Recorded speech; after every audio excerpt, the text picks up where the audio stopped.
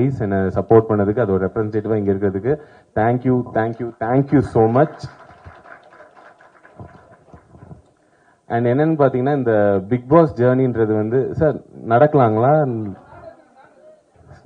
நடக்கலாம் கூடாது, தப்பு. அதனால நான் நடக்கக்கூடாது. ஸோ புரிஞ்சு போச்சு, நான் பண்ண போறது இல்லை காமெடி, நீங்க தான் என்ன வச்சு பண்ண போறீங்க அப்படின்ட்டு. ஏதாவது எல்லாரும் லுக் விடுறத பார்த்து நீ சிரிக்க வச்சுதான் பாரு அப்படின்ற மாதிரி இருக்கு. இங்கேதான் நிக்கணுமா? நகர்ந்துடக்கூடாது. ஐயா, என் வாழ்க்கையில் இப்படி ஒரு ஸ்டாண்டப் காமெடி ஷோ நான் பார்த்தது இல்லை சார். இத்தனை கேமராக்களும் நான் பார்த்துட்டு இருக்கும்போது நான் ஒரு மாதிரி தோராயமா பாத்துக்கிறேன், சரிங்களா? Anyways, coming back to the point, இந்த பிக் பாஸ் ஜேர்னி இருக்கட்டும், இந்த பிக் பாஸ் முந்தின இருக்க ஜேர்னி இருக்கட்டும், இது எல்லாமே ஆல்மோஸ்ட் ஒரு 10 years பேக் ஸ்டார்ட் ஆச்சு. ஒரு 2016 நான் வந்து ஒரு தியேட்டர் ஆர்டிஸ்டா இருந்தேன். ஸோ தியேட்டர் ஆர்டிஸ்ட்ல இருந்து இன்னைக்கு இந்த தூரம் வந்திருக்கேன். அது ஃபுல்லாவே எல்லாம் நிறைய மக்கள் சப்போர்ட் பண்ணியிருக்காங்க. குறிப்பா அந்த சப்போர்ட் எல்லாமே யூஸ்வலா என்ன மாதிரி ஒரு ஆர்டிஸ்ட்க்கு எப்படி இருக்குன்னா, நான் ரொம்ப சைலண்டான ஆர்டிஸ்ட், எனக்கு ஒரு பெரிய ஃபேன் பேஜ் அப்படிலாம் இருக்கானா? அப்படிலாம் ஒன்றும் கிடையாது. பட் சைலண்டாவே என்னை சப்போர்ட் பண்ணி பிக் பாஸ்ல ஃபைனல் டே வரைக்கும் கூட்டிட்டு வந்திருக்காங்க. ஸோ அதுக்கு ரொம்ப நன்றி. அதாவது பிக் பாஸ் எப்படி மாத்தி இருக்கு என்னன்னா, முன்னாடிலாம் என்ன வெறும் கண்டென்ட்டா தான் தெரியும். ப்ரோ, நீங்க அந்த பாட்டு, அந்த அவங்க பேரே வராது, அவங்களுக்கு கடைசி வரைக்கும் வராது. அவங்களே முடிஞ்சு போயிடும். பிக் பாஸ் வந்து என்ன பண்ணிருக்குன்னு பாத்தீங்கன்னா, அவங்க வீட்டுல ஒருத்தனா என்ன மாத்தி இருக்கு. அதாவது பிக் பாஸ்ல இருந்து வந்ததுக்கு அப்புறம் எப்படி பாத்தீங்கன்னா, அவங்க நிஜமாலேயே அந்த பவர் பிக் பாஸ் ஷோக்கு தான் இருக்குன்னு நினைக்கிறேன். நிஜமாலே அவங்க வீட்டுல ஒரு மெம்பரா தினமும் பார்த்து எனக்காக ஃபீல் பண்ணி என் கூட சிரிச்சு, என் கூட அழுது, என் கூட என்ஜாய் பண்ணிட்டு இருந்தாங்க. அதுக்கு ஃபர்ஸ்ட் ஆஃப் ஆல் தேங்க்யூ. ஆனா என்னன்னா, இதான் ஃபர்ஸ்ட் டைம் எனக்கு இந்த வீட்டுல ஒருத்தனா இருக்கிற ஒரு எக்ஸ்பீரியன்ஸ். வீட்டுல ஒருத்தனா இருக்குன்றனால முன்னாடிலாம் பார்த்தா, ப்ரோ எனக்கு உங்க கண்டென்ட் ரொம்ப பிடிக்கும், உங்க கூட செல்ஃபி எடுத்துக்கலான்னு வாங்க. நானும் அப்பா நல்ல வேலை யாரோ ஒருத்தர் என் கூட போட்டோ எடுத்துருக்காங்களே அல்பமா போய் நின்றுடுவேன். இப்ப அப்படிலாம் கேட்கறது நேரம், விக்ரம் எப்படி என்ன வீட்டு போட்டீங்க? என்னடா ஸ்ட்ரெயிட்டா எப்படி இருக்க, நல்லா இருக்கியால? இல்ல ஸ்ட்ரெயிட்டா என்ன வெயிட் போட்டு நம்ம இல்ல இங்க 2 கிலோ கம்மி இல்லைங்க ஆயிருக்கு. போய் சொல்லாதீங்க, நல்ல சாப்பாடா அப்படி. ஆமா ஆமா ஆமா ஆமான்னு. அப்புறம் அனிதால எப்படி இருக்காங்க? என்ன அனிதா நல்லா இருக்காங்க. அப்புறம் அந்த குழந்தைக்கெல்லாம் ட்ரை பண்ணீங்க, என்னாச்சு? என்ன டைரக்டா கிட்ஸ் வரைக்கும் போயிட்டீங்க.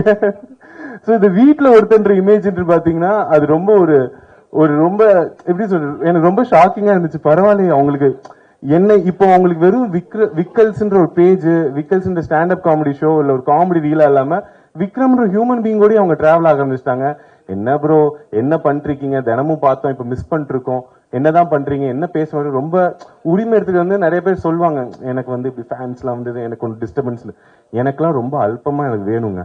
நிஜமாலே யாராச்சும் என்னெல்லாம் தெருவில் பார்த்து தயவு செய்து டிஸ்டர்ப் பண்ணுங்க. எனக்கெல்லாம் நல்லா ஞாபகம் இருக்கு, எங்க அப்பாலாம் நான்லாம் வந்து அவருக்கு புரியவே புரியாது சோசியல் மீடியாலாம் என்ன ஏதுன்னு.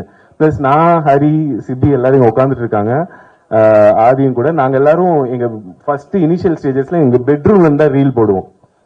சோ எங்க அப்பா இன்டர்நெட்டும் பார்க்க மாட்டாரு. சோ அவர் பாக்குற சீன் என்னன்னா, ஒரு 4 பசங்க தினமும் ஒரு பெட்ரூம்குள்ள இருப்பானுங்க, 8 மணி நேரம் அந்த பெட்ரூம்ல இருப்பானுங்க, சரிங்களா? கட் பண்ணா ஒரு சாயந்தரம் 3 பசங்க வெளில போயிடுவானுங்க, நான் ரொம்ப டயர்டா அப்படி வெளில வருவேன். இதேதான் அவர் பார்த்துட்டே இருப்பாரு, சரிங்களா? அவருக்கு இவனுக்கு என்னன்னே புரியல. திடீர்னு ஒரு நாள் பார்த்தா நிலவை கொண்டு வா அந்த ரீல் நாங்க பண்ணது வந்து வைரல் ஆச்சு. வைரல்னா எப்படின்னா, அதுதான் ஃபர்ஸ்ட் டைம் நாங்க வந்து ஒரு ஆக்சுவல் வைராலிட்டியை பாக்குறோம். நிலவை கொண்டு வந்தோன்னு இப்படி எடுத்து பார்த்தா எப்படி இருந்துச்சுன்னா, நல்லா இப்படி போஸ்ட் பண்ணிட்டு அப்படின்னு பேஸ்ட் இப்படி பாக்குற 10,000 வியூல இருந்துச்சு. பரவாயில்ல, ஒரு நிமிஷத்துல இவ்வளவு வியூஸ். அப்புறம் கொஞ்ச நேரம் பேஸ்ட் பார்த்தோம், 1 lakh. என்னது இது இப்படி 10, அப்புறம் பார்த்தா 1 million ஆச்சு. 1 million தாண்டி எங்கேயோ போயிடுச்சு. ஒரு பக்கம் எஸ்ஜே ஸ்டுடியோ சார் போஸ்ட் பண்ணாரு, சிம்ரன் மேம் போஸ்ட் பண்றாங்க. திடீர்னு பார்த்தா தேவா சார் எனக்கு போன் கால்ல வந்துட்டு, என்கிட்ட தம்பி ரொம்ப தேங்க்ஸ்பா, உங்கனால எங்களுக்கு பப்ளிசிட்டினாங்க. நான் சத்தியமா அழுதுட்டேங்க சார். அதெல்லாம் இல்ல சார், தப்பி தவறி கூட இப்படிலாம் சொல்லிடாதீங்க, அவ்வளவு பெரிய மனசு அவருக்கு, அவரால் எங்களுக்கு பப்ளிசிட்டி. ஆனா சத்தியமா சொல்றேன் சார், நிலவை கொண்டு வா யாருக்கு லைஃபை மாத்துச்சோ இல்லையோ, எங்களுக்கு நிஜமாலே நிலவே கொண்டு வந்துருச்சு. அந்த பாட்டு பார்த்ததுக்கு அப்புறம் சிம்ரன் மேம் தாண்டி எங்களை தான் எல்லாருக்கும் ஞாபகம் வருது. அந்த சாங் வைராலிட்டி ஆனோன எங்களுக்கு என்னன்னா, அப்பதான் ஃபர்ஸ்ட் டைம் யூடியூப் மீடியால நாங்க பாக்குறோம். திடீர்னு பார்த்தா எல்லாரும் கால் பண்ணி எங்ககிட்ட இன்டர்வியூ எல்லாம் கேக்குறாங்க. நாங்க சார் இன்டர்வியூ, நாங்க 4 பேரா? நாங்க எப்படின்னா, யாரு எப்ப இந்த இன்டர்வியூ நிக்கும் தெரியாது. அதனால எப்படின்னா நான் ஹரி சிபி எங்க கிட்ட இருக்கிற எல்லா எடிட்டர்ஸ் எல்லாருமே உட்காந்துருவோம். எல்லாரும் உட்காந்து எல்லா லைஃப் ஸ்டோரி சொல்லிருங்க, வீட்டுக்கு பெருசா காசு போறது இல்ல, அம்மா அப்பா கிட்ட இன்டர்வியூ காட்டி நாங்கெல்லாம் பெரிய ஆள் அப்படின்னு சொல்லிக்கலான்னு. எங்க அப்பா புரியவே இல்லை. நல்ல ஞாபகம் இருக்கு, நிலவை கொண்டு வா அந்த வைராலிட்டி பீக் எப்படி இருக்கும்னா, டைனிங் டேபிள் ஒருத்தர்கிட்ட இன்டர்வியூ கொடுத்துட்டு இருப்போம். அங்கிருந்து பார்த்தா ஹால்ல ஒருத்தவங்க செட்டப் பண்ணிட்டு இருப்பாங்க, அப்புறம் கீழே அந்த ஸ்டூடியோல இன்னொருத்தவங்க செட்டப். எங்க அப்பாவுக்கு புரியல, வீட்டுக்கு இவன் நயா பைசா கொடுத்தது இல்ல, இவனுக்கு இத்தனை பேர் வந்து இன்டர்வியூ எடுத்துட்டு இருக்காங்க, யார் நீ, நிஜமாலே உருப்பட்டுட்டியா லைஃப்ல அப்படின்ற ஜோன்ல இருந்தாரு. ஆனா அப்படி இருந்தவரு எனக்கு ஏன் பிக் பாஸ் ரொம்ப பிடிச்சு போச்சுன்னா, அவருக்கு தெரியாது நான் வந்து ஒரு நல்ல பர்ஃபார்மர், நான் நல்லா யோசிப்பேன். அவருக்கு ஞாபகம் இருக்கிறதுலாம் நான் காலேஜ் பங்க் பண்ணது, என் பிரின்சிபல் கால் பண்ணி உங்க புள்ள உருப்பட மாட்டான்னு சொன்னது, இதுதான் அவருக்கு ஞாபகம் இருக்கிறது. சோ இதெல்லாம் முடிஞ்சு இப்படி எல்லாரும் இன்டர்வியூ எடுத்தோம்னா அவருக்கே தெரியாது நான் யாரு, இவன் நல்லாதான் தான் பண்றேன் நானு. பிக் பாஸ் வந்துதான் அவருக்கே தெரியும், ஓ நடிப்பியா, பரவாயில்லடா எதிர்த்துலாம் பேசுறேன்னு. என்ன டுவர்ட்ஸ் என்னடா கெட்ட வார்த்தை பேசுற, இதெல்லாம் உனக்கு தெரியும் அப்படின்னாரு. இப்படி நான் உன்னை வளர்க்கலையே அப்படின்னு. பட் பரவாயில்ல. ஆனா பிக் பாஸ் போயிட்டு வந்து நான் ஒரு மிகப்பெரிய விஷயம் கத்துக்கிட்டேன். அது என்னன்னா, ஒர்க்கிங் ஆஃப் தி வேர்ல்ட், உலகம் எப்படி வேலை பார்க்குதுன்னு. அதுல நான் கத்துக்கிட்ட ஒரு முக்கியமான விஷயம் பிஆர். பிரதீப் ரங்கநாதன் கிடையாதுங்க, அவர் நல்லா வேலை பார்ப்பான்னு எல்லாருக்குமே தெரியும். பிஆர்னா paid promotions and public relations.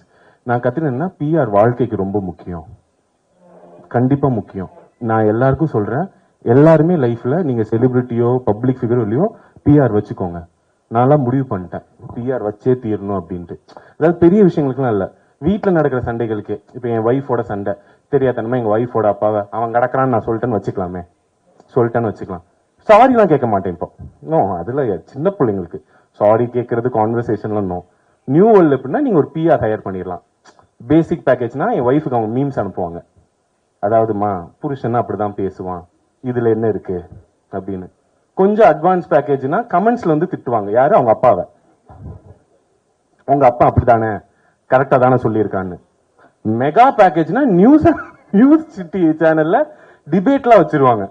சரிங்களா? எப்படின்னா, ஏமா உங்க பரம்பரை அப்படிதானே, இப்ப அவர் என்ன தப்பா சொல்லிட்டாருன்னு கடைசியில என் ஒய்ஃப் கன்ஃபியூஸ் ஆகி என்கிட்ட வந்து சாரி கேட்டுருவா.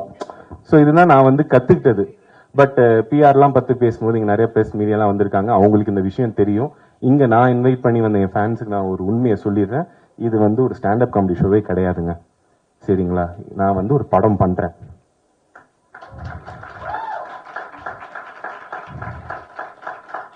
சார் கேட்கிறேனேன்னு கோச்சுக்காதீங்க, நீங்க கையெல்லாம் தட்ட மாட்டீங்களா?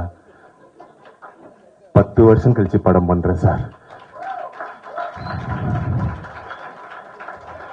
ஹீரோவா?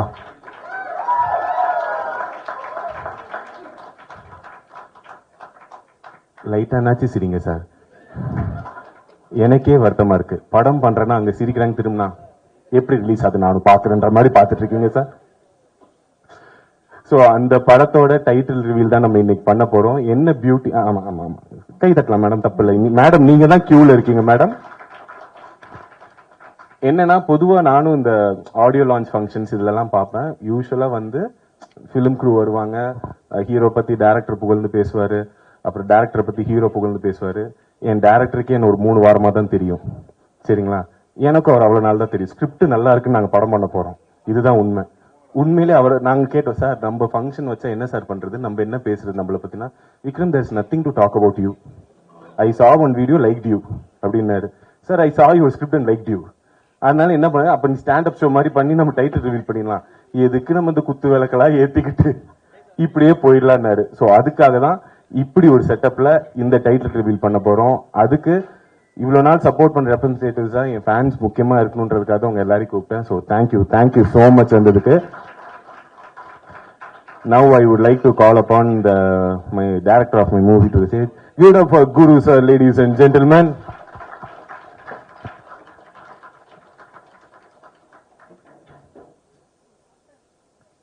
Sir, do you want to talk?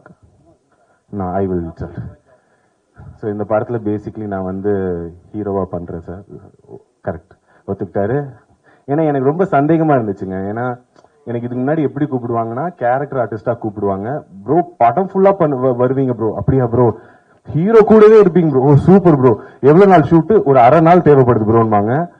அப்புறம் அதுக்கு நான் பேமெண்ட் சொன்னேன்னா போய் கேட்டு ப்ரோ அவ்வளவு தர முடியாதுன்னுவாங்க. ஸோ திடீர்னு பிக் பாஸ் விட்டு வந்தோடனே இவங்க ஹீரோவா நீங்க தான் பண்ணணும், லீடா பண்ணணும்னு மெசேஜ் அனுப்பிச்சாங்க. சூப்பரா இன்ஸ்டாகிராம்ல, சரிங்களா? இன்ஸ்டால மெசேஜ் அனுப்பிச்சு கேட்டோன்னே நான் நினைச்சேன் ஏதோ ஷார்ட் ஃபிலிம் பைலட் ஃபிலிமுக்கு தான் கேட்கறான்னு பார்த்தா நிஜமாலே ஃபீச்சர் ஃபிலிம்னாங்க. நான் கொஞ்சம் ஷாக்ல இருப்போம்ல, பிராங்கிங் பண்றானுங்களா? ஏன்னா பிக் பாஸ்ல இருந்தே நான் பிராங்க்கு நிறைய ஏமாந்துட்டேன். இதுல ஏதாவது ஹிடன் கேமரா ஷோ ஏதாச்சும் இருக்கான்லாம் யோசிக்கும் போது இல்ல இது நிஜம்தான். எனக்கு நம்மள ஹீரோவா போட்டு இவர் அவ்வளவு திறமையா எடுக்க போறாரா? சரி, இந்த டவுட் அவர்கிட்ட சொல்லி அவர் பாட்டு return oh sure yeah why not yeah வெளில போய் நல்லா ஆனந்தம் அப்படிலாம் அவ்வளவு ஆனந்தமா இருந்துச்சு எனக்கு. So sir thank you for the opportunity. So ஏன் சொல்றேன்னா நம்மளுக்கு நம்பிக்கை வரதே ரொம்ப கஷ்டங்க சில நல்ல விஷயங்கள் நடக்கும்போது. ஸோ என் லைஃப்ல இப்போ நடக்கக்கூடிய ஒரு மிகப்பெரிய நல்ல விஷயம். அண்ட் 2016 எனக்கு ஹீரோ ஆசை இருக்கும், பின் மண்டையில இருக்கும், அது வெளியில சொல்றதுக்கே வெக்கமா இருக்கும். அப்படி ஒரு வெளியில சொல்றதுக்கே வெக்கப்பட்ட ஒரு கனவு இன்னைக்கு ரியாலிட்டியா நடந்துட்டு இருக்கும் போது நினைக்கும் போது ரொம்ப சந்தோஷமா இருக்கு. அதோட ஃபர்ஸ்ட் பார்ட்ல நீங்க எல்லாரும் இருக்கீங்க. Thank you so much. It means a lot. Sir, shall we reveal the title? So yeah, without further ado, we will like to reveal the title for you guys. Sir வாங்க சார், இழுங்க சார். நீங்க என்ன sir படத்துக்கு சம்பந்தமே இல்லாம பண்ணிட்டு வாங்க sir. எந்த 2 கேடு சார்? இதுவா? Okay guys. Sir, shall I give it a countdown? டேய் ஹரி, நீ தானே இருக்க எஸ் அப்படின்னு கத்துறா, யதார்த்தமா இருக்கும். Okay, let's give it a countdown. 3, 1.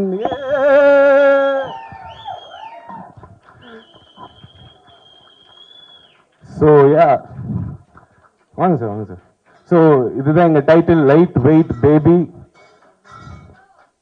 Thank you so much. And sir, படத்தை பத்தி ஓரிரு வார்த்தைகள்.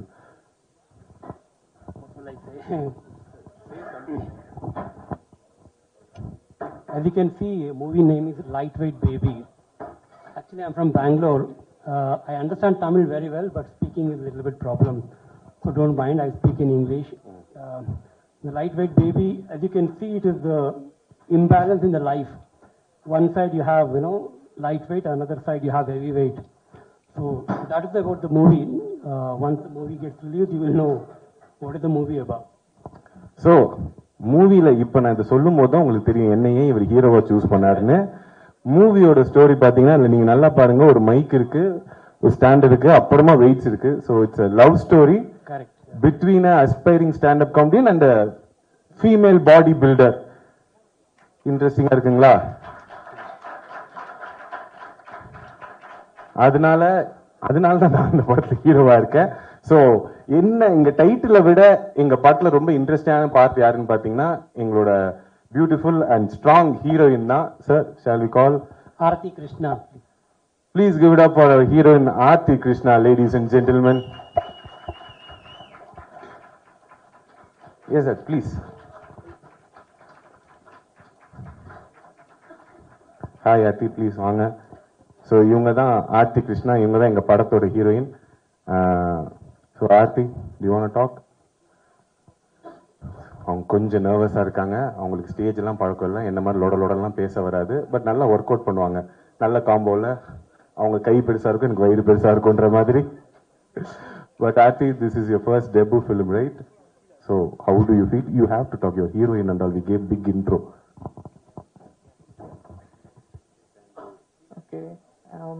Actually, thank you so much for this opportunity.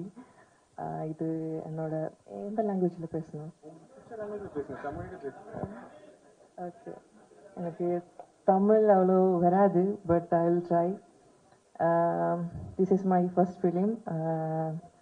அதனால் எனக்கு தெரியல இது எப்படி வரும், எப்படி எனக்கு பண்ணும், நல்லா வரணும் அப்படி தான் ஆசை இருக்குது. But I will give my best. And okay, thank you present media. இன்னைக்கு வந்ததுக்கு ரொம்ப நன்றி. கரெக்டாக இருக்குல்ல? அவங்க ஃபர்ஸ்ட் டைம், ஸோ ஒரு தடவை கை தட்டிடுங்க. எல்லாரும் ஸ்டேஜில் ஏறி நர்வஸாக இருக்கிறத பார்ப்பீங்க, இவங்க இந்த பில்டிங் படி ஏறும் போதே நர்வஸ் ஆயிட்டாங்க. So please give it up for Aarti. This is her first film. And this is, I think, first time she's not posing on stage and speaking on stage. So give it up for Aarti, ladies and gentlemen. So that's it, no sir. இவ்வளோ தாங்க matter. இதுக்கு தான் உங்க எல்லாரையும் நாங்கள் கூப்பிட்டோம். Thank you so much வந்ததுக்கு. யூஸ்வலாக இந்த மாதிரி ஃபங்க்ஷன்ஸ் நிறைய பேசுவாங்க. எங்களுக்கு பேசுறதுக்கு இனிமே இல்லை, செய்து காட்டி விட்டு வந்து பேசுகிறோம். எனக்குன்னு இருந்த 4 PR இவனுங்க தான் நான் பிக் பாஸ் இருக்கும்போது. ஸோ அவனுக்கு நான் என்ன சொன்னாலும் கை தட்டுவாங்க. நீங்க எல்லாரும் கோவப்படாதீங்க sir. So yeah, thank you guys, thank you வந்ததுக்கு, தேங்க்யூ ஸோ மச். வாங்க, இது ஏதோ ஒன்று பண்ணும் போலயே.